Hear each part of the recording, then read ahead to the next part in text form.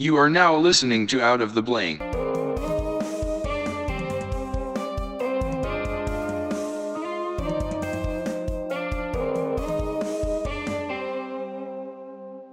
Welcome to Out of the Blank podcast. I'm here with Chris Doelle.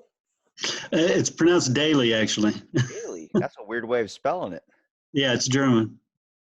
So tell me a little bit about yourself, Chris. Gosh, where to begin? I was born a poor black child, and no, I'm a marketer and broadcaster and author and game designer, and in just outside of Austin, Texas. So what types of games do you design? Well, I've got one that's on the market and two that are in development right now, but they're all sports related. So Like Madden? well, it's a board game. It's not computer game design. No, these are all board games. Now, I have a question to ask you. Are you kind of Yeah. fascinated by board games in a way? I don't know that I'm fascinated by them. I used to really enjoy board games, especially sports board games growing up. There was a series by Avalon Hill. There was one called Bowl Bound that allowed you to play college football games, and one called Pay Dirt that was NFL games. And so that's kind of, my background in them. Now there's this whole big revolution recently in board gaming with all kinds of crazy games that are out there. And they're a lot of fun, but my favorites are still sports ones. Why would you say there's a lot of crazy board games out there? Like, give me some examples. Well, I think one of the biggest ones that came out recently was Terraforming Mars, where your job, it's semi-cooperative, where your job is to go terraform the planet of Mars, build up the oxygen level, the water level to a certain point, but you're also competing because you're a company. And your job is to, get as much resources and own as much of the resources by the time it's terraformed. That's way too much for a board game. Like, what the Oh, it's hell happened crazy. to Monopoly? Yeah. I tell you what, this whole new board gaming world, if you mention Monopoly, they will kick you out because it's so basic. Is it the fact that people's attention spans are so hard to keep in control for an hour's time? Oh, I'm sure. And a lot of these games are now, 3-hour games or what they call legacy games, where you play it for 4 hours one night and then you come back, meet next week and play 4 more hours, and it just never ends. What types of walk me in through a scenario of what you do on a basis when you're developing games? Like, do you have obviously you have to come with a concept, like yours is Yeah. sports related, but how do you try and you guys in a planning room targeting out an audience? Like, take me through the process a little bit. Well, on mine, I run this website, LoneStarGridiron.com, which covers Texas high school football. We for the past 17 years have built the most comprehensive database of historical information on Texas high school football teams. 100 years worth of data going back on all of them. And so I spoke to my business partner at LSG and said, hey, we need to do a game. I tried to get him to help me put together a video game. And he kept saying, oh, that's too much. It's too expensive. It's too hard. We both have computer backgrounds, but that's a big task, a computer game. Yeah. So I just finally came around and said, what about a board game? And instantly he was on board, because apparently he was starting to get into this whole new board gaming revolution. And so we just started on Google Docs, where we could both work on it, and started planning it out. And first it was just make a list of what you want the game to do. And then we'd talk about it. We'd go back and forth. We'd tweak things. And then we would take it to the next step, where in this game we have team sheets for these are the best historical high school football teams of all times from around the country. So we'd go get their data. We'd create a team sheet, we play test for a while, and this was all still online. We had nothing physical made. We had spreadsheets on Google Docs, and we're on the phone with each other. Yeah, you got to have, I mean, first of all, got to start somewhere. But at the same time, I don't think anybody truly understands what it's like to play a board game anymore. Like when you play Right. Monopoly and you make the other person go bankrupt, there's a sensation you get where you're like, ha, yeah, motherfucker, I got you. And it's like, I try and kind of incorporate that a little bit more, at least in my house, just because like, I'm 21, but it's hard. We don't sit around and talk at the family dinner table anymore. Nobody Right. does that anymore. There's no such thing. You want to sit in front of the TV. I'm at fault of doing it too.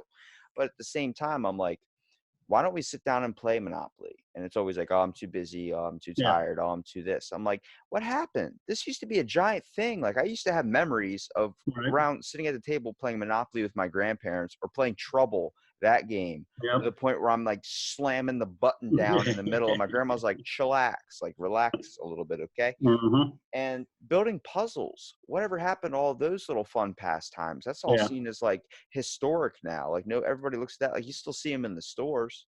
Yeah. Yeah, and I tell you, there's some really good games that you can get to reintroduce people to gaming.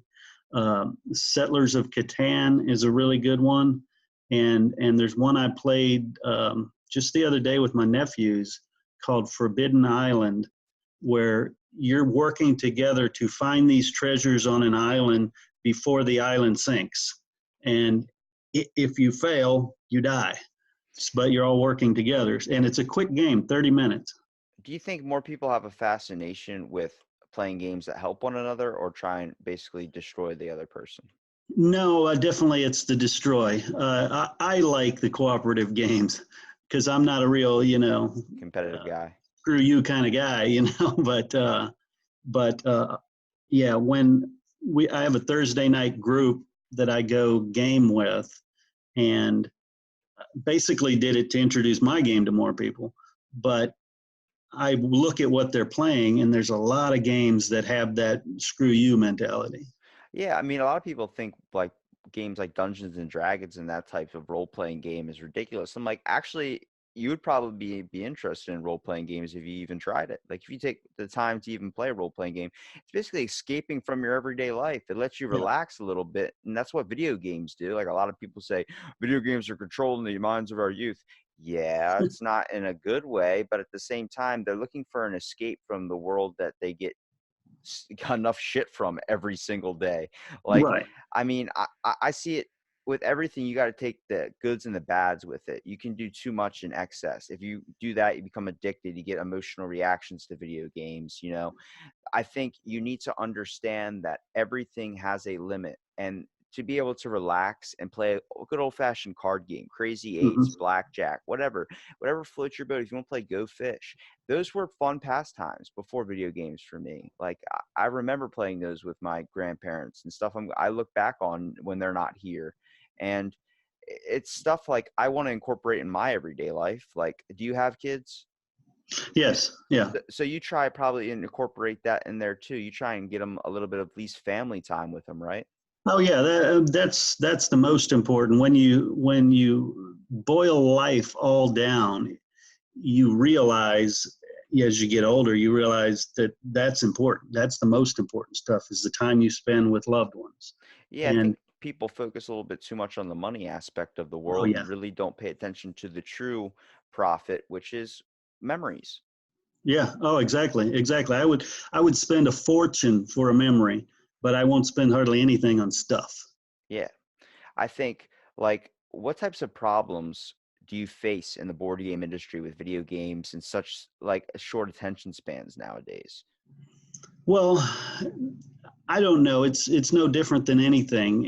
Everything I do is creative. So whether I'm shooting video for Texas high school football or writing a book or creating a game, it's all or do podcasts. I've been doing podcasts since it began.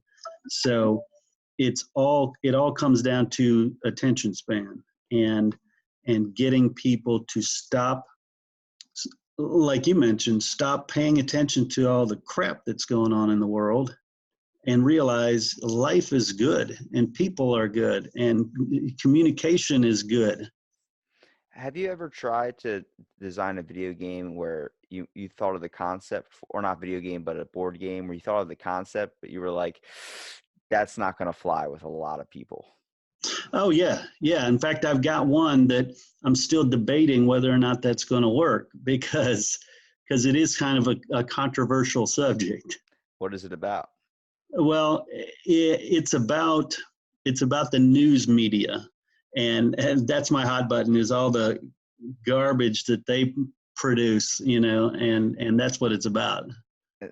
So you have like first chance card. It's like you caught a black kid getting shot on the street, $400 to play on the news. It's like, Not quite like that. It's fighting against fake news and stuff like that. oh, okay, that's pretty cool. I mean, I Yeah, think I think that would be accepted though. The sad yeah, thing is I think that would be probably be a popular game. A lot of people are starting to look towards the media, even if it is their source of information, and they're going to listen to it anyway, but they're going to bitch about how it plays nothing but bad stuff.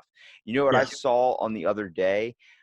I was watching the TV, a little bit of news, the first time I clicked on it in forever, and it was a girl putting a dog in a dryer, Uh, like a puppy in the dryer, and she's sitting there laughing, opens up the door, and the dog's all freaking out, like whatever. And then after that, they played a dad that got from like Afghanistan that just got like cured for something, or he's like better from this trauma that he experienced. And then they mhm. show, but he's in a wheelchair and he can't go see it. Like they keep throwing good, bad, bad, good, bad, good, bad, good. I'm like, holy shit, give me one thing at a time, very Yeah. slowly, and space it out a little bit. If you're going to give me some good stuff, get it all in one segment. Don't just sit there and give me one bad thing and then give me something a little bit good and then give me a giant bad thing. Like, you got to understand how you're directing your message to the people. Yeah, definitely. Well, and their only job is attention and eyeballs. So they've got to mess with your synapses a little bit. They've got to grab your attention. So that's why they keep shifting.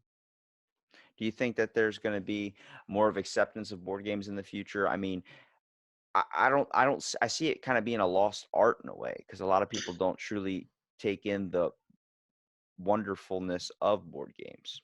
Wonderfulness, I love that. I Yeah, was trying to think of a stupid word, but also a good one. yeah. I do think we're in a golden period for board games right now.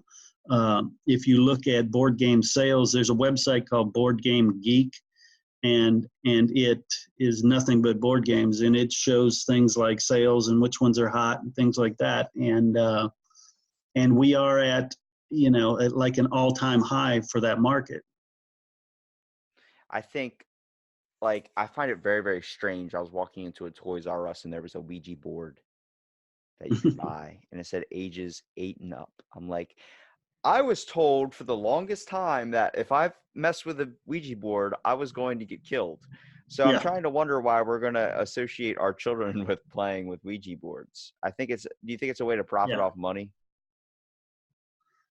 Well, always. I mean, that's really all it is. I mean, do you believe that it can summon spirits though? Well, I don't know about that. I think it can be suggestive and it can get you in a mindset, that is probably not a healthy mindset. I think, like with anything, like Monopoly, the history behind Monopoly, like why it was created was supposed to show the badness of capitalism. Right, You're right. supposed to like feel like crap when you made your family go broke, but it actually gave everybody a really good passion to make their parents bankrupt. And then your parents were like, okay, well, you're grounded. It's like, They're what? right. Exactly.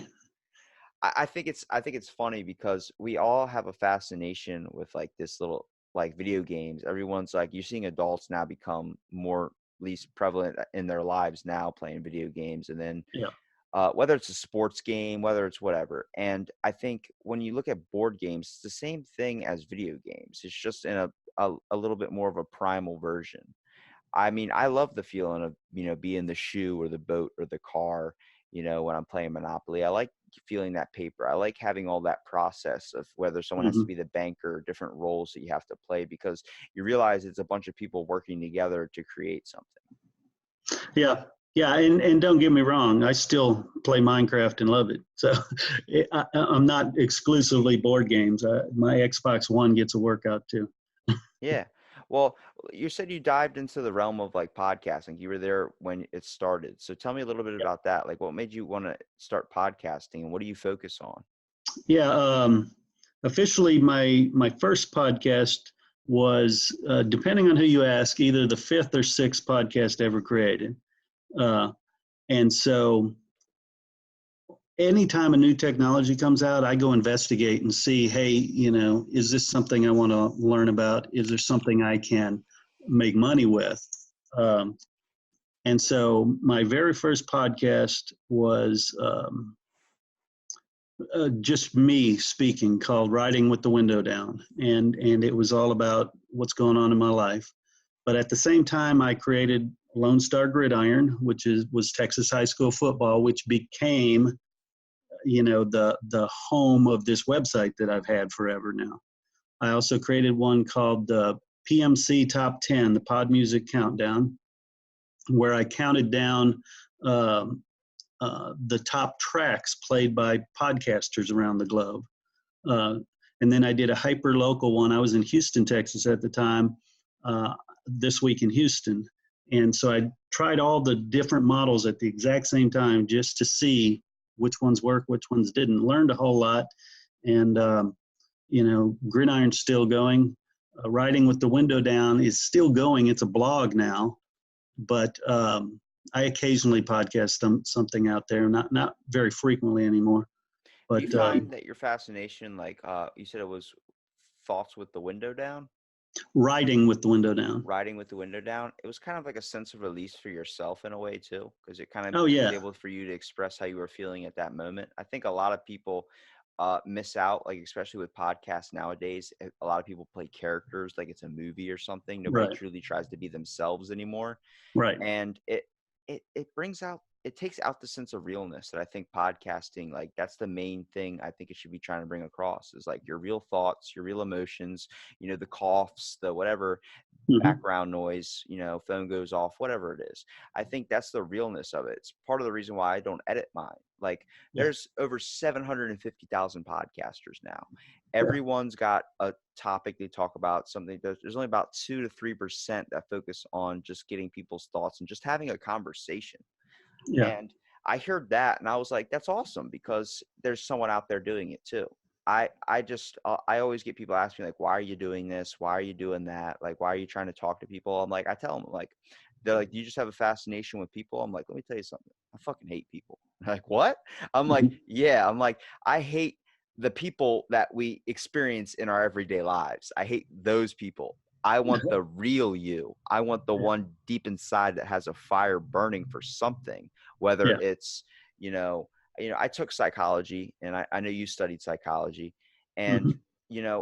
I had a fascination with the human mind of how it works when it comes to Yeah. mental illness. And then we started coming to things, and I started relating it to factors, kind of diving a little bit more into philosophy. Like, why are we doing this? Why is this happening? And Yep. trying to kind of combine the two a little bit, where after I got my degree, I was like, now what? Like, I don't know a job that is going to be what I want to do. And I realized talking to people, like being able to listen to my old podcasts and be like, Mm-hmm. wow, my growth from just experiencing other conversations with other people in just a year's time.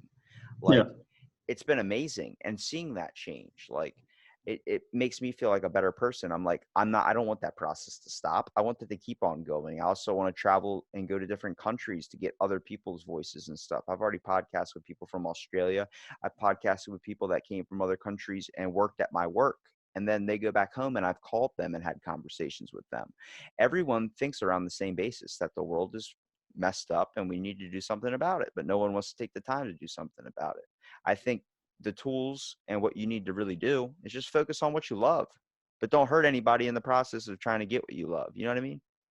Oh, definitely. And you mentioned podcasting getting real.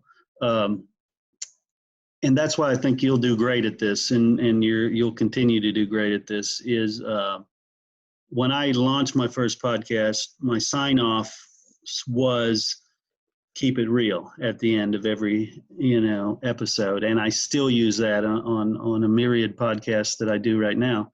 So that's it. I mean, that's the other discovery I've found, is that one, the average person is good. That if you look at the media, you see garbage and you think the average person is out to rape, murder, pillage, plunder, and kill you. Yeah, mean world syndrome. But at the end of the day, most people are good. And if you're real, if you're not what you see on Facebook, people on Facebook just post what's good in their life. They don't post, I'm having a crappy day, or they go the extreme, either direction, but they're rarely real. And that's why I like shows like this, is it's real. It's just two guys talking, right? Yeah.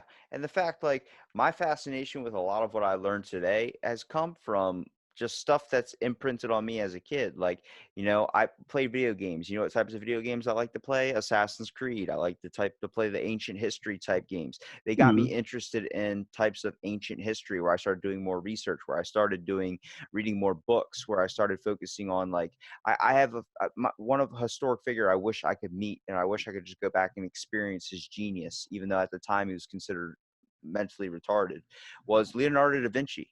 Oh, yeah. I would love to see that man work. I would love to see his drawings. I would love to see that. I said, culture's not dead. It just took a different form. I don't think it's the right way, displayed, I would say, when it comes to Call of Duty being the main source of video games for everyone. I think people need to kind of dive out of their comfortability realm. Like, yeah, it is nice to go and play Minecraft to relax and build stuff, but when people look at that and they said, you're just playing video games, like, no, my cousin can develop pretty crazy ass buildings that I could never even think of imagining. And the fact that he plays Fortnite, yeah, he probably has something mentally wrong with him to be able to keep his mind on that game. But there's so much going on and so much you have to process. Fortnite drives me nuts. Yeah, I've never played it, and I don't want to, because I've seen what it does. I've witnessed a Christmas Eve party where I bonded with the older generation people that are my parents' age, because I saw a ping pong table, and then right off to the side was a couch and like 30 young kids playing Fortnite. And I was like, oh, hell no. I'm playing ping pong for real, dude. You got to play this. Like, this is the fun stuff. And I witnessed what I would used to get mad at my dad doing, where he walks in front of the TV. I'm like, get out of the way, get out of the way. The ball went back. This old guy walked up and got in front of the TV. Everyone's screaming out in the move. He goes, what? I'm in the way. I'm in the way. I'm in the way. And he's like going back and forth, like kept going, hopping back in. It was so funny. And I was like, the kids are getting so frustrated at that because they become addicted to it. But I'm like, sometimes they can take it in the best ways, like earn money off of it. Kids making money off doing Fortnite now. Kids doing it's another aspect, another outlet for creativity, which I have a fascination with. I tell people, you can never truly justify something unless you've experienced it yourself. I can't truly say there is no God, because I've never experienced it myself. I can say it's just not for me. I try and give people the benefit of the doubt. I try to keep my faith in humanity a little bit, but on average, people do suck. And that's just because we have an aspiration to become great, but we choose to let it stay dormant. There's one thing that drives everyone. Like for you, what is the one thing deep down that you feel like you haven't done, you haven't pursued, that you want to pursue? Tell me, Chris. Well, I think I have. I think that's been my adult life, is pursuing those things that motivate me. And we're going to have to agree to disagree on people. I do think people on average are good. So it sounds like you have a different opinion on that. But I just think that too many people walk around every single day trying to be comfortable and trying to be normal, trying to not show who they really are, like how passionate they can get about something. They choose that, oh, that's not what they think. Oh, they have this. They're constantly judging one another, pulling out the ruler, trying to measure each other's dicks. And I'm like, that's where I say we suck. It's just the fact that, like, I agree with that. That aspect of people is real. It's there. I completely agree with that. I think though that it's more that they're misguided than they suck. And instead, I try to understand where they're coming from and realize, a lot of them, that's the way they've learned. It's not their fault that they learned it. Environment they grew up in. Right. I believe that too. Yeah. instead, empathize with them, teach them. If I am nothing else, I'm a teacher because I'm a marketing consultant and I teach people there. The books I've written are have lessons in them. So What types of books have you written? Okay, so 3 of them do not have lessons. I forgot about those. I have ones called, there's a series called Lame Jokes Rule, and it's just really lame jokes. But I've written one called All I Need to Know I Learned from My Texas High School Football Coach. And it's about building pride, poise, class, character, all the things that football teaches you. And then I've written another one called Rocket Man, the story of D.W. Rutledge and the Judson High School football dynasty. And this is a coach in Texas who went to 8 state championships and really changed how coaching is done in Texas, which you may or may not know is the gold standard of high school football. Texas is where, Friday Night Lights, everybody does. And then he went on to head the Texas High School Coaches Association for like 30 years and just recently retired. So I wrote his biography. Did you talk about things like how hard it was for him to have that drive to go after it? Oh yeah. Yeah. We talked through all of that. I had great conversations with his wife who told me about the times he was struggling, because Negative impacts. Yeah, exactly. In the way, yeah. And they went through a lot. But he, at the end of the day, he too, more important than anything else, is a teacher. And he affected the lives of so many young men who went through his program, and then later men who were assistant coaches or head coaches, that he, I guess, influenced as the head of the High School Coaches Association. So he's been teaching valuable lessons his entire life.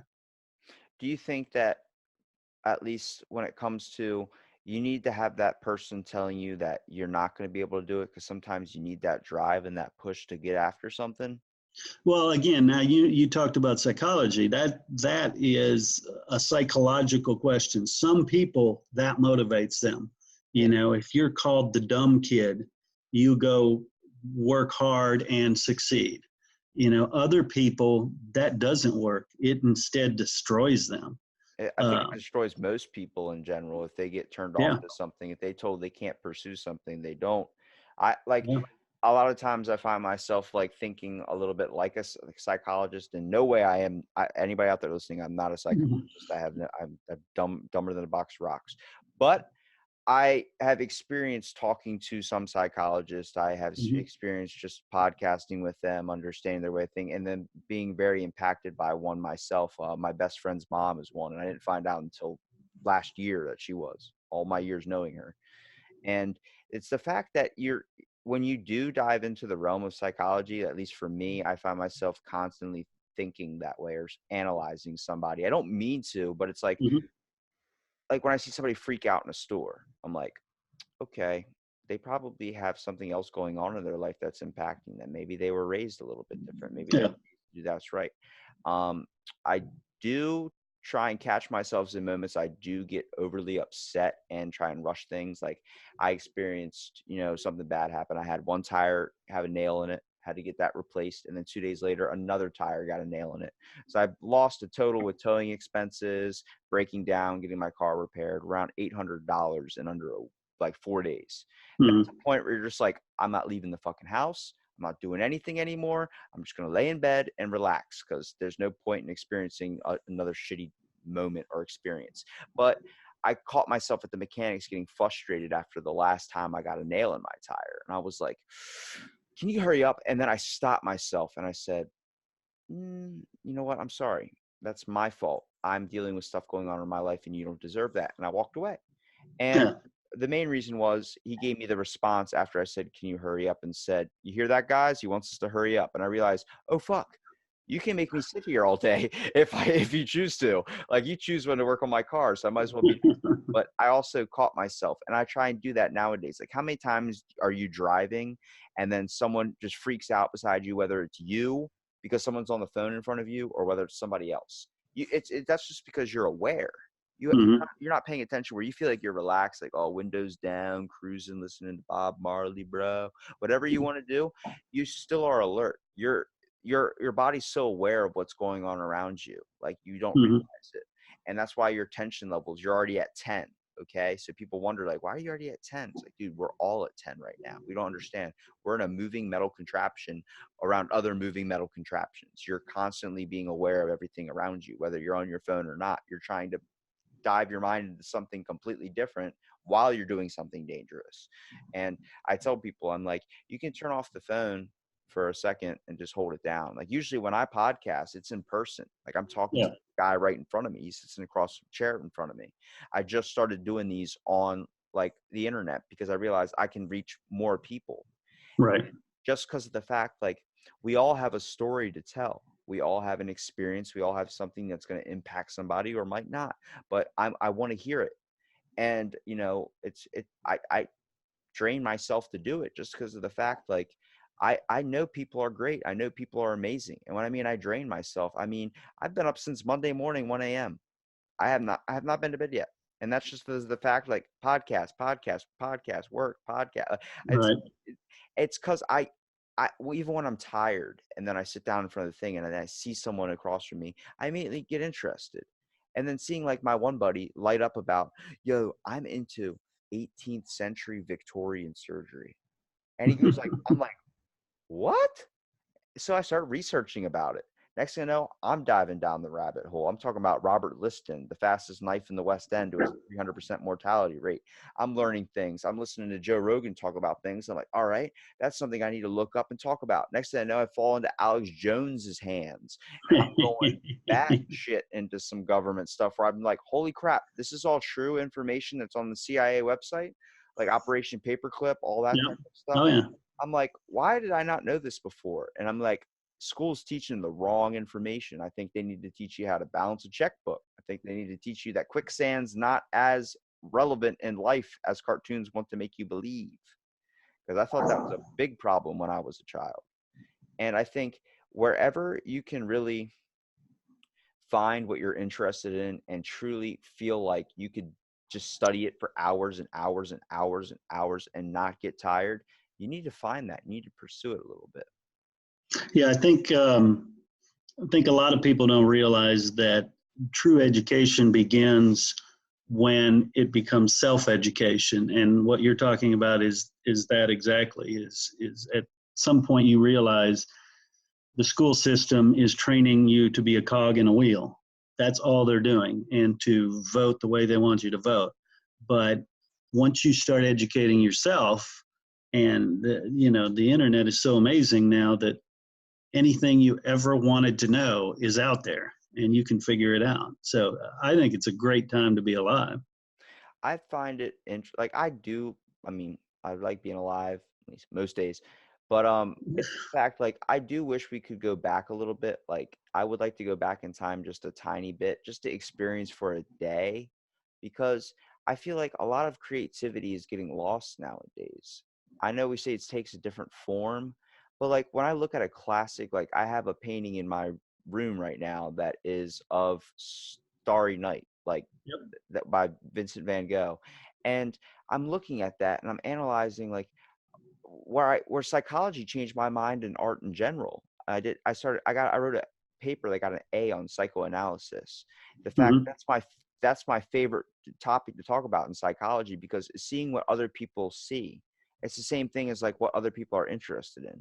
We all act like a hive mind, but we all are unique in a very, very special way. The fact that you can look at a cloud, see a bird with 3 heads, and I can look at a cloud and see I don't know, a llama. Like, it's so completely different, and that's just based on either our environment, our genetic factors, our whatever impacts our brain, either through our developmental years or just whatever.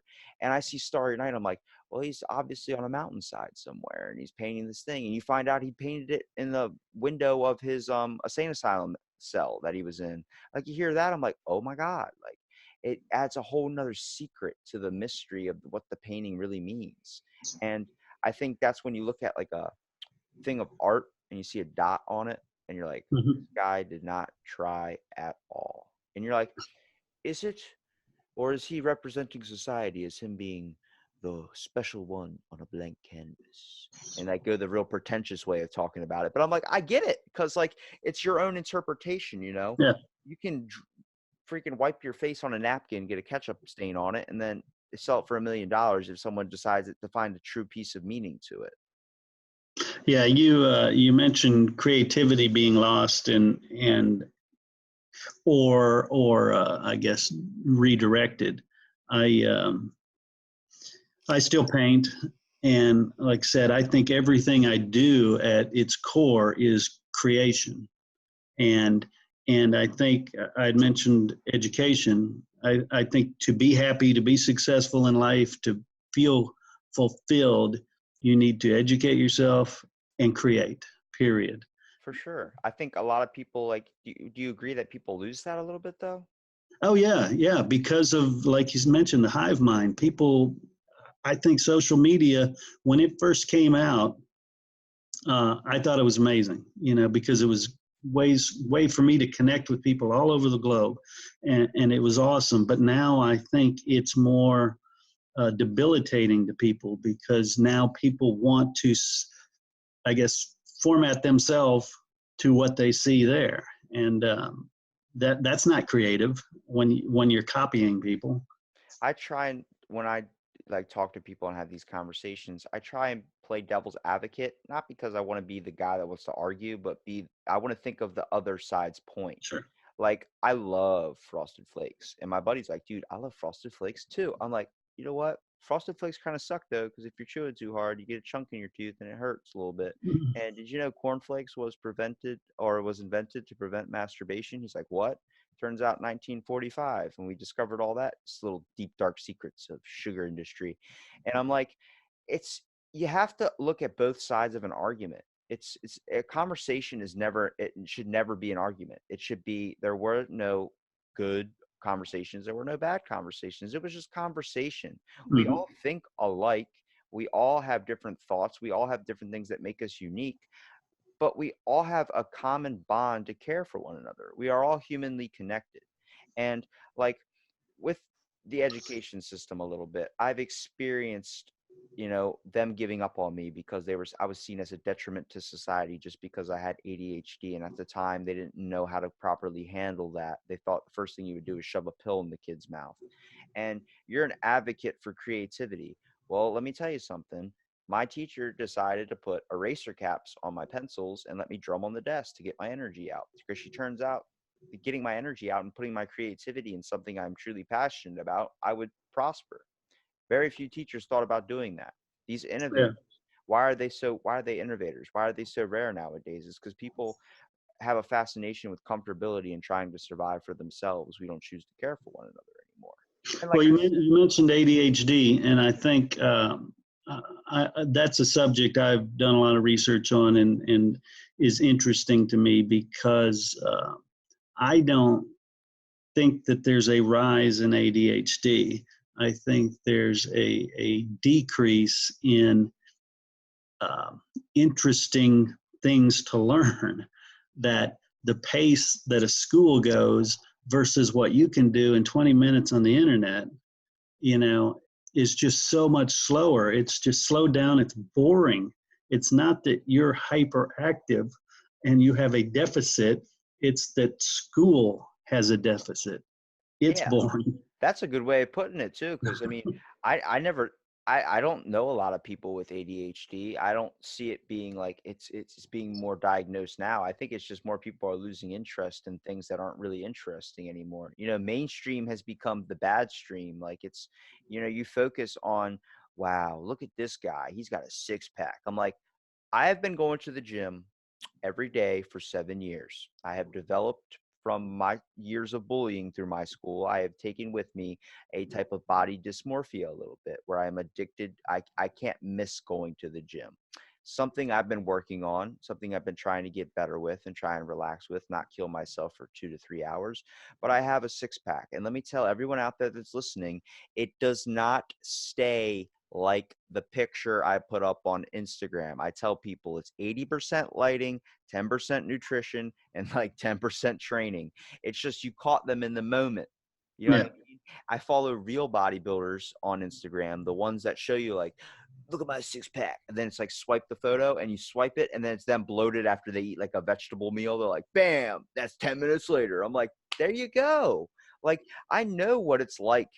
Those competitions that people put up pictures of where they're at their peak performance, they're not like that 24/7. You drink water, it goes away. You get bloated, things happen. You try and experience life. Like Jason Momoa just got a shit ton of flack for having a dad bod just because it was his birthday weekend. He decided he wanted to drink beer and have cake with his kids. Like, what? Why are we doing that? Why are we still comparing? Like, he's a person. He even said it. He's like, do I give a shit? Like, I'm going to enjoy my life. I'm not going to run it by anybody else's rules but my own. And when you talk about the education system, like at my times, they were more about giving somebody a pill than giving somebody the chance to find something they're interested in. You know, I did lead to art, where I say creativity is being lost a little bit. And I know you're pro advocate for creativity, just like me. It's being lost when I say that they were going to take it out of my school. They were going to do that. They were going to do that with band class. Next thing you know, kids aren't able to practice instruments. You're seeing a decline of musicians, you're seeing a decline of innovators or people with creative passion anymore. You're just going to school and learning the basic principles, and some of those basic principles don't even apply. I don't need to be using calculus in my everyday life. When do I need to be calculating when a train A is hitting 45 miles an hour? When's it going to get to station B? I don't know. I don't take a train. I'm sorry. And I think we need to find focus on outlets per person. We need to do like a little test, like, what are you interested in? Why don't you circle some options? And the next thing you know, set them for that classes, set them to prosper in the things they want to prosper in, not make them forcibly learn things they don't want to learn or are unwilling to learn. You're just wasting the teacher's time and the students. Definitely. Hey, you know, you mentioned earlier about conspiracy theories, and I would love to go down that rabbit hole with you. Right, so what about conspiracy theories? Well, I think one, I love them. They're interesting as all get out. But I find that the more you dig in, the more you find out they're actually true. Most of them. Yeah. I mean, I'm not talking crazy David Icke stuff about, you know, the rings of Saturn being, you know, a transmitter for aliens and all that stuff. Wait, what? But, I never heard that one before. Yeah. Hold on a second. Saturn's rings are transmitting for aliens? Yeah, and we're all just kind of an experiment for aliens. But yeah, that's another issue. But things like, I don't know if you have Netflix, the Bob Lazar documentary. No, not even that one. The one that they're promoting right now, I think, is called The Family, and it's about a very secretive organization that has been running in the background of the U.S. government for years, and it walks you down step by step and shows the documents and shows you how these guys are basically in bed with every president since Truman. I think a lot of people don't understand, if they bother going to the CIA website, a lot of their stuff is just out there for you to read. Like, that's how I found out about Project Jedi, that movie Men Who Stare at Ghosts with George Clooney. I thought was fake, turned out happened an hour away from where I live. Yep. We're creating psychological warriors. And it's the whole idea, like, conspiracy theories. Is it a conspiracy or is it just something that hasn't been proven yet? I mean, I'm not a believer of flat Earth. I don't think the Earth is only 6,000 miles. I don't understand that concept of it. But like I said, I'm open to all interpretations. I think my favorite conspiracy theories are the ones that fall with a lot of the stuff you find out about the government when they're doing testing and what people considered what used to be a conspiracy theory that aren't conspiracy theories anymore. Yeah, and you're finding more and more that all these historical conspiracy theories are in fact facts, and like you said, it's just stuff that nobody publicized. Are you more fascinated with conspiracy theories, or are you more fascinated with government experimentation or projects in a way? Um, I think it's more the whole Illuminati bent, where you have this small cabal of elites that are controlling the world, and It's not out of the realm of possibility, though, man. I mean, you got to think government does a lot of shady shit. Like, oh in yeah, fact, there's definitely probably someone above doing like Trump's not the main face. Trump's not the supreme power. He just looks at it in our eyes. There's someone moving the strings. yeah. I, Yeah, no doubt, and that has been that way, forever. And to think that these guys, when they get in power, suddenly become altruistic and do what's best for people, that's ridiculous. Because people, I've seen it in my business. When I get a competitive advantage, yeah, I don't go, crush the little guy or anything like that, because I'm a decent person. But I take advantage of anything that works out in my company's favor. can I ask you a opinionated question? I guess you would say. What do you think about the JFK assassination? Do you think that's a conspiracy theory? Do you think that he was assassinated, or do you think it's just some? Well, it's clearly a conspiracy theory. He clearly was assassinated, and to me, clearly wasn't what the official story said it is. What do you think? Because you've got, very convenient, Lee Harvey Oswald gets arrested for it almost instantly, and very quickly he is killed right after telling everybody, I'm a patsy, I'm a patsy, And if you dig in and you look into his ties with the CIA's involvement in Cuba at the time, CIA was also involved with organized crime. All these same people are all connected. You have the Mena Airport in Arkansas, which it has come out that that the conspiracy theory there that the CIA was running drugs and guns and all that stuff, again, has proven to be true. But Barry Seal, who ran those flights, he's in photos with Lee Harvey Oswald, and their handler, their CIA handler, is in photos with them. And so to think that Lee Harvey Oswald was a lone nut sitting in a school book depository, and takes these magic bullet shots and does the job. One, I don't think it was just him, if he was even involved. There were probably multiple shooters, but I don't think it was just him being a lone nut. So I actually used to do a spinoff of my podcast I do now called Fill in the Blank, where we focus on specific topics for about 30 minutes, but we make it fun. I usually do it with like some friends.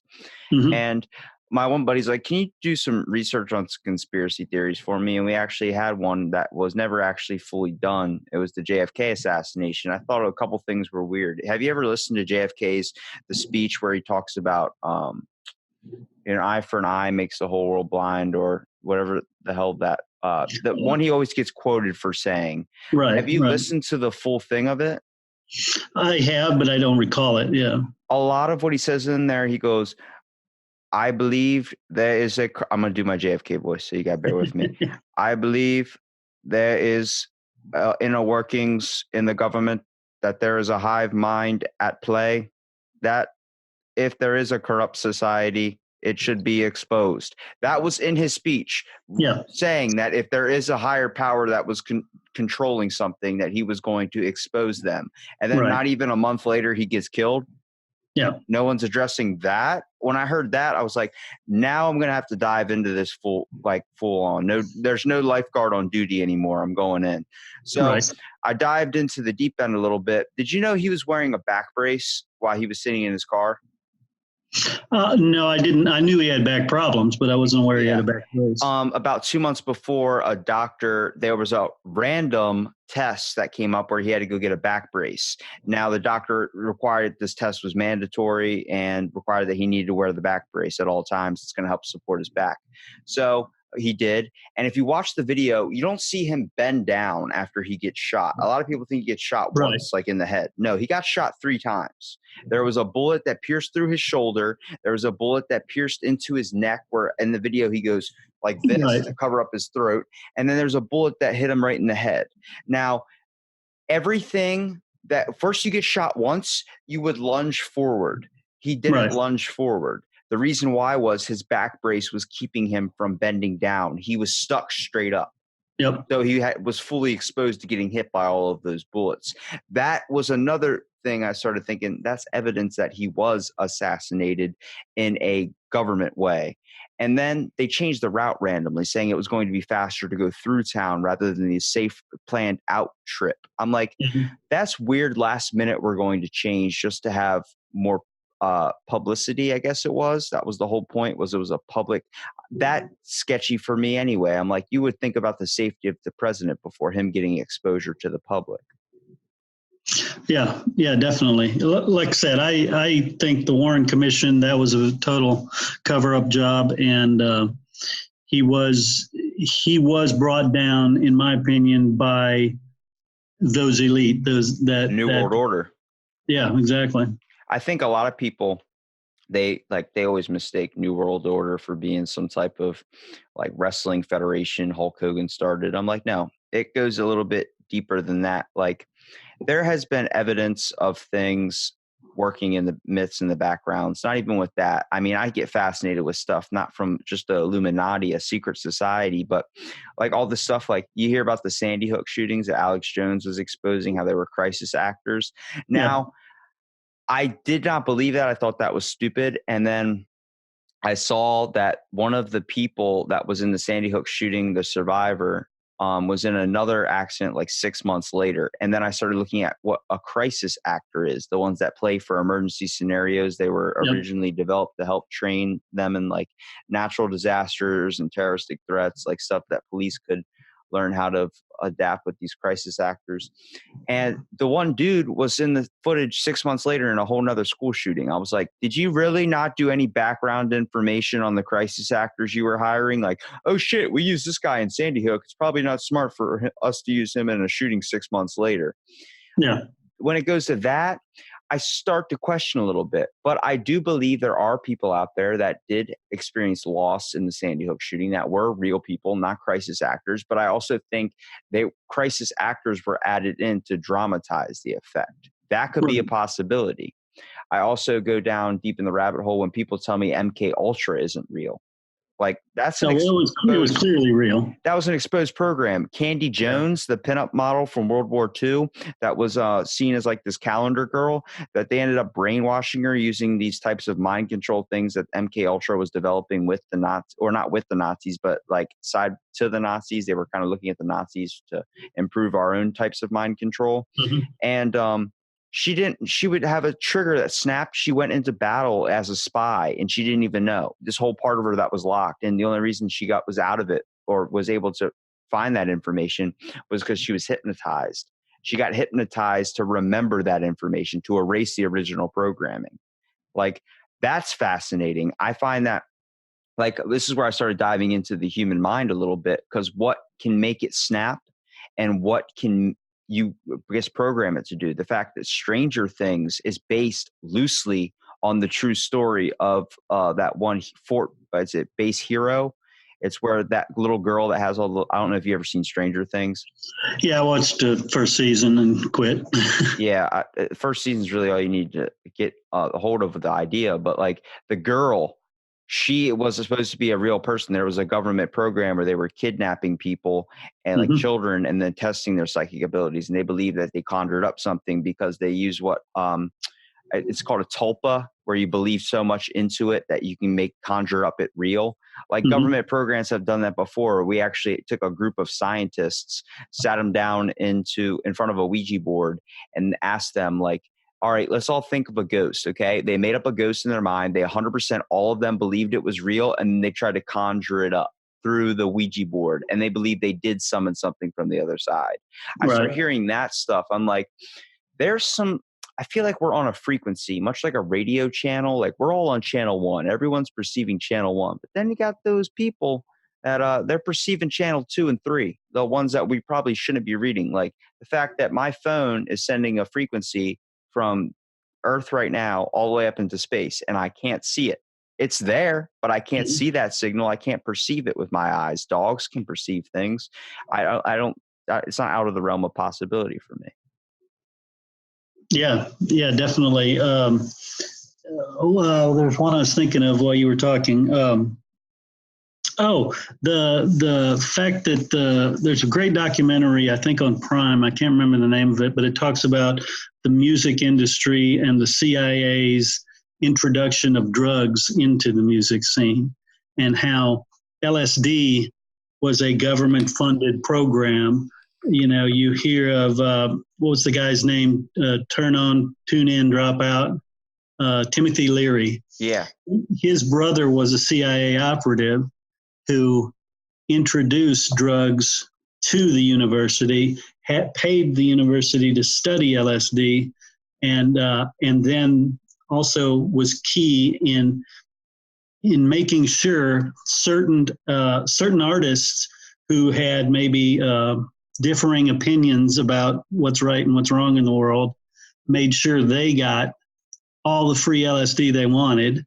And those are the ones who OD'd or something else happened to them. Yeah, they talked about that with Jimi Hendrix and his manager. Yeah. Did you hear about that? With the fact that they staged like a shooting or some type of like gang thing against Jimi Hendrix, and then his boss saved him, his manager saved him, all because he found out he was leaving his company, which he ended up saying he was going to do anyway, and they think he killed him. And then his girlfriend randomly commits suicide by jumping off a building 6 months later. That's a little sketchy too, don't you think? That I believe that guy had something to do in that part. I also think when you look at, like you were saying, like conspiracy theories, they're fun to dive into, but it's like, when do you dive into it and then figure out when it's real information? Like a lot what's going on with Area 51. Everybody has a fascination with aliens. Mm-hmm. Reagan's quoted saying, like, I don't think we're the only ones in this universe. Like he was the one in a speech said that. You know, there's government programs that are monitored to try and find extraterrestrials. So if you look at that, I think Area 51, their smartest bet with what's going on, just with everyone threatening to raid and do all this stuff. They're going to Naruto run or ninja run up to the building and all this stuff. I'm like, you understand you're going to get shot, right? Like it's not even a thing. Like they don't care if there's aliens there or not. They're going to shoot you because the one person that went to Area 51 got shot. Like it's a military program thing. They don't want you there because they have stuff they don't want you to see. What I think they should do, their smartest bet to handle this, is just be like, $10, you get in. And you laugh. But I'm like, that would work, because I would think they should make them sign a waiver being like, look, we have shit in here we're trying to save you from and don't want you to see that you're not ready for, that you're going to freak out and never want to look at the world again. So if you really want to dive into it, give me $10 and go ahead. There are going to be some people that are walk out like, I fucking knew it. They were testing clones. It's all filled with clones. And then there's going to be some people like, I didn't want to see that. I can't unsee that. It's like, we told you, bro. We told you. You wanted to come in here. You wanted to run your Naruto ass up here. Now you got in, and now you're messed up. Sorry. I think they try and keep you from stuff, but I think they also try and keep you from a lot of information that should be public. Like the last 500 documents of JFK's assassination. We're supposed to have the Freedom of Information Act, where it's supposed to give us all of our information. The last 500 documents got released in 2017 when Trump released them, but he kept 50 of them for himself. So we only got 450. Okay, what's on the other 50 that we're not allowed to see, sir? And why does the Freedom of Information Act only work when it's 20 years after anybody that was involved in any of the experiments or government projects dead? Or they spit it out to you and it's all redacted, the black magic marker across everything, so you can't read most of it. Yeah, take away the magic marker. I want to know who was involved in it. That we've done all and MK Ultra, the people that don't believe that's not real, that boggles my mind. Like there's so many of experiments where they use auditory depravity, sensory deprivation, Yeah. where they do like they had one kid. I was reading his writing and everything on one of the CIA documents, and it said he was 16 years old. They shoved him in an open grave, like an open just hole in the ground. They gave him an injection, like the thing you ever seen Predator, where the dude got hit by the plane, he's paralyzed. So he was paralyzed inside his body, and they put a blindfold on him, put these sensors on his ears so he could still only feel, and they just threw him in a hole and they dumped snakes on top of him. And they wanted to see how long someone could freak out or how someone could last. And like it was a type of torture, also a form of mind control. They would put headphones on your head while you slept. You would wear a blindfold, and they would just play these clicks and beeps and different things, so then they could use it and then say something to you, and then you could go under a spy code. Like you would turn into a secret double agent or something. Like you wouldn't even know these abilities. Well, and speaking of that, there's a lot of there's a theory that suggests that these mass shootings are basically just activated agents. That, you look at the timing. You've got Jeffrey Epstein in custody, who's about to reveal everything about everybody from any party, right? And then suddenly, 2 in one day, mass shootings occur, and suddenly people quit talking about Jeffrey Epstein. Well, Jeffrey Epstein apparently committed suicide. Apparently, yeah. Yeah, apparently, yeah. People are putting up photos like it's not the same guy. Look at his face. Look at his nose. Look at his thing. If you watch Stranger Things, in the first, I think it was either the second season, like the beginning of it, the one mom's like, "That's not my son. He's not dead." Like, or it was the end of season 1. Like, "That's not my son. He's not dead. Whose body is that? Who's that's not my kid." And it looks exactly like the kid from a distance. But then the guy goes in and he cuts it open, and it's stuffing. It's all stuffed. It's all fake. We have now, I don't know if you've seen the new Joe Rogan with Whitney Cummings, one of the newest ones, but they have, Sophia the robot. Mm-hmm. Well, she just got rights now. Okay. So now she has human rights or robot right, whatever you want to call it. Right. She is made from the flesh of a sex doll corporation called Real Doll. They're 100% authentic, basically. It looks like real skin. It looks like a real person. This robot looked exactly like this comedian. The only thing that you could only tell was a distinct feature from separating her from a robot and a person was these little things right here in our jaw that move our lips, that give us emotion when we talk, that you can sense the emphasis on what I put on my words. She didn't have that. But without it, if they both had their mouths shut, I couldn't tell who was who. I was looking at it, I was like, okay, I'm signing up to be an Amish person now. I don't want to deal with technology anymore. I already tell my buddy's house is lit up with technology. I mean, you walk up to the door, Alexa's like, "Please type in PIN to open door." I'm like, where the hell am I?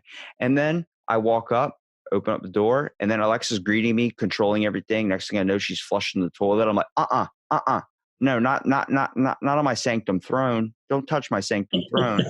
And I think one day, like, I have friends that are all for technology. They love it. They want to get a gene chip in the back of their head. I see benefit in that. I do. The fact that you can download Google Translate into that gene chip and, be able to understand different languages. But also the fact that I know a lot of males especially are just going to be looking at that thing on the internet for the dark stuff that's on the internet, like porn and all this type of things. Learning is going to be a hell of a lot harder to get a kid off their phone when they have a gene chip in the back of their head that gives them the internet on their brain. I also think it's going to be amazing for knowledge, but I also think knowledge is experience, and knowledge is experiencing other people's stuff too. Yeah, you mentioned Alexa. I was talking to my wife last night, and she said something, and I said, "Shh, be quiet. Alexa's listening." And she laughed, and I laughed, and Alexa laughed. Oh my God!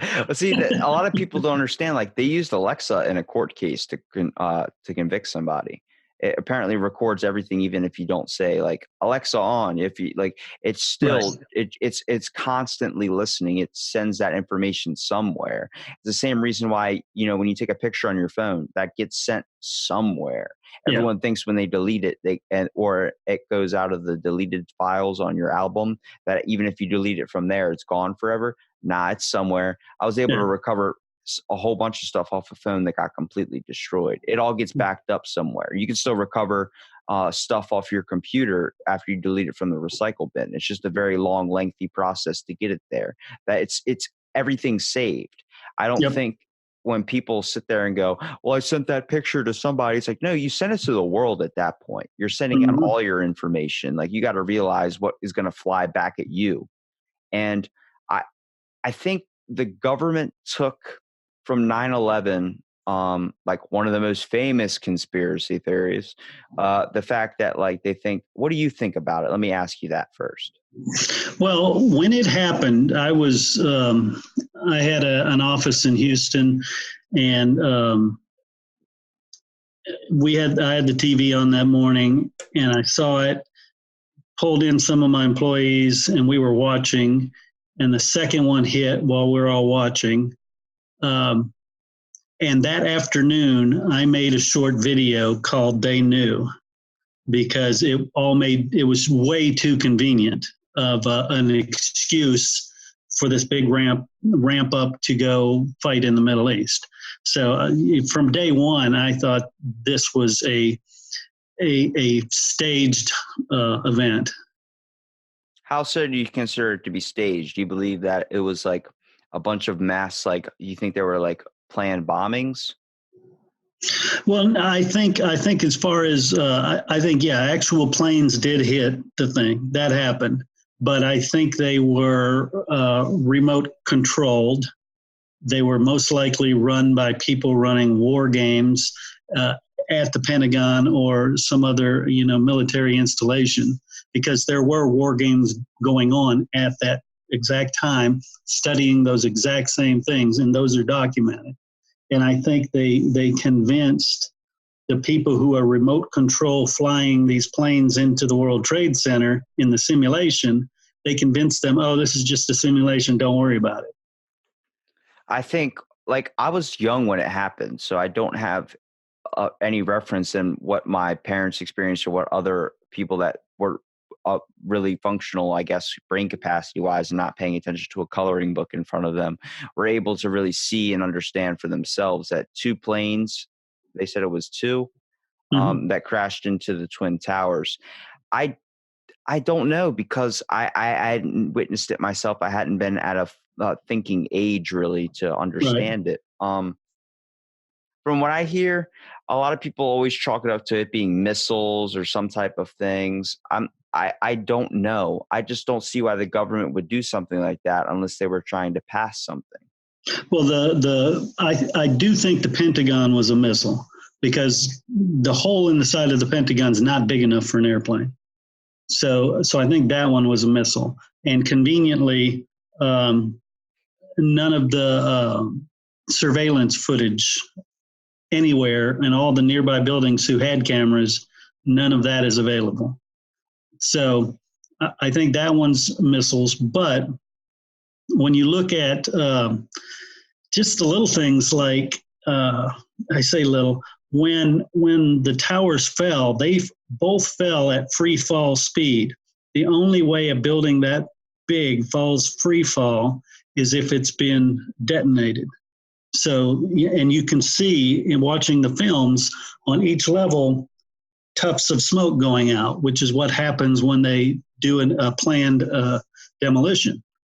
So I think, yeah, a plane crashed into it, and then they pulled the building.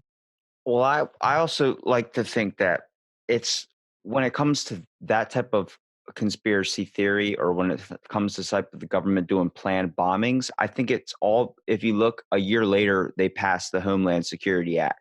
Yeah. It was a bunch of different stuff that basically made TSA want you to take your shoes off when you went into the airport. It was to cut down on terroristic threats. It was more of a watchful eye of Big Daddy on you in a way. I think Well, that's a high I think possibility. that's just a side benefit to the government. I think if you look at the hundreds of billions of dollars immediately spent in the wars in the Middle East, I think that was the motivation, was, all these big government contracts. I'm still wondering why we're even over there. Like, we already got the people we were pursuing after, right? So why are we still over there? I just don't understand why we're still sending troops out. There's no point. I don't even see there was a point in there being in the first place. I chalk it up to what happened with Christopher Columbus. Like, he gave false information back to the home states to bring more troops out to go look for gold that wasn't there when he knew there wasn't gold there. And he only did that because he was being selfish. He wanted them to come and give him a ride back home because he realized they were just going to leave his ass there.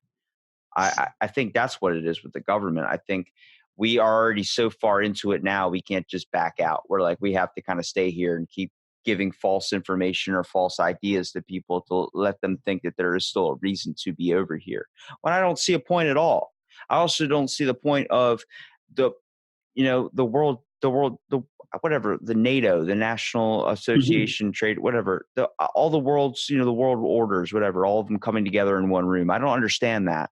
I don't see how you're just having a bunch of people argue into a room. I know you're trying to get everybody's side, but the smart way, the idea I thought of was give everybody an hour with the other 49 people. 1 hour. That's all I'm asking. 1 hour, talk it out. Okay. There's going to be arguments, obviously, but then if everyone talks to everybody and everybody gets China talks to America, America talks to they all get each other's sides. They all get each other's stories. I thought of this with my own experience, talking to someone that was very religious, talking to someone that's not religious, and then seeing both sides of the thing. You become whole as a person. Well, I think there's a basic flaw in your train of thought. I think that you're under the assumption that these are the heads of those countries, and when in actuality, whether it's the war on terror or the Middle East or whatever, it's not about Trump and Congress and any of those people. It's about those businesses. Those corporations are the ones that are making all the decisions, and everybody else is just a little hired puppet. Yeah, that's what Robin Williams said. He said if politicians were like NASCAR drivers that wore sponsors on their jackets, you would wonder why they voted that way. Like, oh shit, you're okay. That's why you're part of the tobacco company. Right. I think that's clear. I think a lot of what runs the world nowadays is money, and money is seen as power. I don't like how we took that twist of events, but it's what we've become to. I think the better plans for the future is trying to isolate why that's a thing and realize that's a problem we need to neutralize, not some other person because they don't look or talk like us. We should allow immigration over here. I think it needs to be handled in a correct form, and it shouldn't take, if Gavin McInnes. Oh yeah. Yeah. How he talked about, he's from Canada and then he tried to immigrate here and he's still not legal. Technically, he's still Canadian because the fact that it's taken him $10,000 and 10 years to try and go through the correct front door. It shouldn't be that hard to go through the correct front door when we're given an easy pass for people sneaking over the side. You know what I mean? Yeah. Like, I'm open to changing your life for the better, especially people. I mean, I've talked to people that have snuck over here and done all types of things, and they've hearing their story about how hard it was for them and just how they're just trying to better their lives, or at least better their kids' lives. It's heartbreaking, but at the same time, they shouldn't have to go through such hard ropes in the first place to get in here. Well, I'm in Texas, right? And Texas has a very long border with Mexico. So I see a lot of illegal immigration and the impact it has. I do think the average illegal immigrant who comes over is a good person, a hard worker, and we make it difficult for them where we don't need to. That doesn't mean I think it should be legal. I think, like you're saying, it should be somewhere between, this is illegal and this costs $10,000 in 10 years. There should be something in the middle there. Yeah. But I think where the way the laws are now, you need to enforce the laws first and then fix them. Yeah, I definitely think as we shouldn't be worried about what's going on in space a whole lot. We should be focused on people first and then changing the world. Because I believe the start is not at focusing on changing the world. It's changing our train of thought and who we are as a society. It's going to end up being one day people are going to get gene chips, and then technology is going to be a requirement as a person. You're going to need to have a chip to do certain things, and then it's going to split societies in a way. There's going to be the society that's considered Amish, which are just base people that don't want to get genetic implants to survive. I don't want to live forever. Everyone has a fascination with implementing and being around on this earth forever. I think it's selfish with the fact that you want to have this life that has an expiration date and then trying to prolong it forever. I don't see that concept. It hasn't been done before. It's been a fascination throughout history. Man has been obsessed with himself to the point where he wants to live forever and keep on progressing.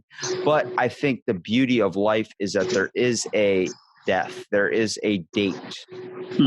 I do think it should be obviously in the more of the elderly age, not really dealing at such a young ages. But I think your life is your own, and you were set here to do something with the time you have, no matter how short it is. But once you get chipped, is it still your own, or is that a means of control? Yeah, well, I mean, how many times can you really implement robotic parts until you're not human anymore? My buddy's like, dude, I hope they do that. I hope I'm nothing but just my heart and my brain. I'm like, but how far can they implement stuff into your brain to where you're not you anymore?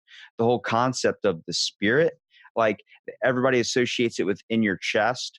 Well, I can tell you right now, they can replace anything in your chest and you're still you. You're not different. But if you touch somebody's brain, you're changing them. And the fact that China just recently in some studies was able to take out the spinal cords of dogs and monkeys and then re-put it back in, and they can fully walk again, which is giving the idea more bolster for brain transplants. That's some scary stuff. The fact that they could take my brain and put it in your body, and they could take your brain and put it in my body eventually down the road with this type of research. That scares the living hell out of me, because that's changing who you are as a person, I think. Oh, yeah. Yeah, I think that what that's going, where that ultimately will lead are those so-called elites. That's how they will prolong their life, is the plebeians, the normal folks in society will just be body farms for them. And they'll just pop their brain into a new young body and keep going. Yeah, it's that movie with Ryan Reynolds where he was an old guy dying of some disease, and they just transferred him to a person that was killed or something's body of corpses, and the wife was like, that's my husband, and then he started getting the dude's memories, and so that freaked the hell out of me to the point where I was like, shutting off the cable, going outside, I'm gonna ride my bike, I'm gonna enjoy myself. And I think you have to look at a lot of stuff. Like, I don't believe as much as like Alex Jones saying the frogs are whatever the sprays making the crops, or the crop sprays making the frogs gay. That's weird. But I do think there is something with GMOs. I think there's a benefit to them. I think also there is a side effect and a side business that's going on with them as well. The fact that if you look at places that don't have type of resources to grow these types of vegetables and fruits, at least in abundance, to feed their population, it's good for starvation. You can implement this plant that can grow in an environment it's not supposed to be growing in. Also controlling insects that are eating the plant. So you have more crops now. You're getting bigger, wholer foods. You're getting foods that are growing in areas they shouldn't be growing in, less fortunate areas. I think that's a major benefit, but I also see that you're spraying it with a type of chemical. And I think the same thing you can talk about with vaccinations, people getting sick from vaccinations.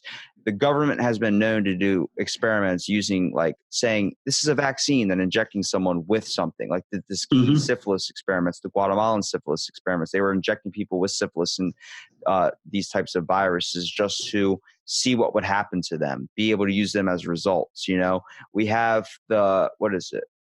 The trials for the Nazis. I forgot what it's called. It starts with a G, I think. But like we have a code of ethics for human experimentation, but yet no one, we use that as like a basis, like what you should try to not do, not as you are not allowed to do this anymore. Right. It scares me, man. I just think the world, we tend to take stuff a little bit in the wrong direction than it's what it's meant to be for or what it should be for. Yeah, definitely. I think, and that's at the core of pretty much any conspiracy theory, is that it's always somebody who then takes it to the next level and finds a way to either gain power, gain money, gain something out of it at somebody else's expense. And the core there is they think they are on this level and the rest of the people are down here. So what would you say, if I had to ask you, what would you say would be one thing that people should change about themselves? Be more open or just be looking for more experience? Well, I would say to educate yourself. I don't know. I'd say either one of the options you gave me. I would say one, turn off the idiot box and don't believe anything any of them are saying, regardless of right, left, whatever. They keep us fighting amongst ourselves over stupid things, and we're ignoring what's going on behind the curtain. Yeah. So make your own interpretation on life for sure. Yeah. Well, it's a great point, dude. I mean, it's the fact that we are a little bit uneducated as people. I think whatever you want to do, whatever you want to research into, whatever you want to look up, I think you should have the information to know that. I don't think anybody should be restricting you, especially the government, seeing as we have these acts for freedom of information. Information is power, experience is power. You need to understand that you can use these tools not only to better yourself, but better people in general. I think when we lose that aspect of life and that aspect of humankind, we tend to fall on the rocky foundations we're built upon. Yeah, and I think one of the things they also convince us is that we have a ceiling, that this is all we can be, and they realize that that's not true. And once you internalize the fact that you can do and be anything you want to be, that gives you ultimate freedom to do whatever the hell you want. Because, and I know I may be speaking from what people are calling white privilege, because I'm a white man in the United States of America. And I know that's a huge advantage over some people in other parts of the world. But I still think if you apply yourself, work hard, and educate yourself, I think you can be whatever you decided to be. A podcast host. Yeah. Nobody taught you told you to do that. You just decided. Yeah. Well, I mean, I've had people tell me to not do it. I've had people try and profit off me. I've had people try and just be on for 20 minutes and go off. I tell them, I'm like, it's conversation. We don't get time to learn about one another, at least for an hour anymore. We all live on this world. Might as well get to know each other. And the fact that is the ceiling that what you're talking about. This is you ever seen the beginning of Pineapple Express, the movie, marijuana stoner movie? Well, the reason why marijuana is legal, as soon as you started questioning, like, why are we underground right now? Why are you wearing an eye patch? The government was like, illegal, because the whole fact is they don't like to be questioned. They don't like it when someone brings up these types of questions that feels like they're going to harm them and what they're doing. That's where I think a lot of stuff's going to keep lying dormant, and people are going to keep kind of getting in accidents because of these types of things, man, because people are naturally curious and people want to know. I think if you just told them, like, we have this information, if you really want to know what we're doing and you really want to think about us in this light, you want to be exposed to it, then you're not ready for it, but go ahead.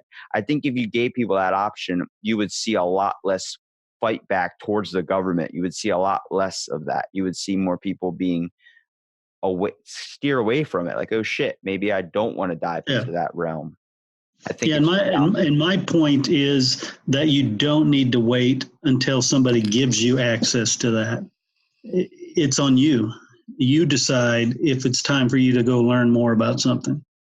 Well, I appreciate you coming back on the podcast, man, and giving me this time just to be able to shoot the shit about conspiracy theories a little bit. Yeah. I know they're a little bit ridiculous, but sometimes you gotta find, I guess, through all the little bullshit, you gotta kind of sift through what the truth is. No doubt. Yeah, I've really enjoyed chatting with you.